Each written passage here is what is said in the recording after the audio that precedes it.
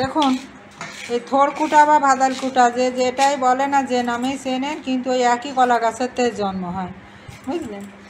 এক কলা গাছের থেকে থোড় আর ভাদাল দুটোই একই, কিন্তু জিনিসটা দুটো নাম, এলাকা ভিত্তিক হয়ে থাকে। তাই এটা এই যে কেটে আনলাম, এই যে মোচা কেটে এনেছি, এটারই থোড়। এইটা দেখুন কী সুন্দর কুটছে এরা। আর এটা এখন সর্ষে ফোড়নে শুকনো মরিচ দিয়ে, যারা পেঁয়াজ রসুন খাবেন তারা পেঁয়াজ রসুন দেবেন। আমার আবার শুধু সর্ষে ফোড়ন শুকনো মরিচ দিয়ে বেশ মিষ্টি মিষ্টি করে ভাজাটাই আমার কাছে খুব পছন্দের, আমি ওইভাবেই ভাজবো।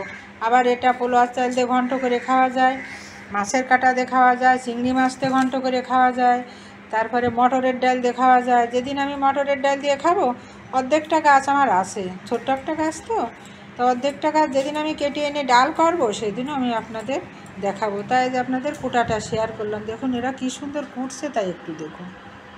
এই দেখুন গামলায় কুটে ফেলেছে, এরপরে লবণ হলুদ মাখিয়ে চিপে চিপে আমি এটা ভেজে নেব। অনেক মজাদার বাঙালি খাবার, সুস্বাদু একটা খাবার হবে এটা, পুষ্টিগুণও সমৃদ্ধ।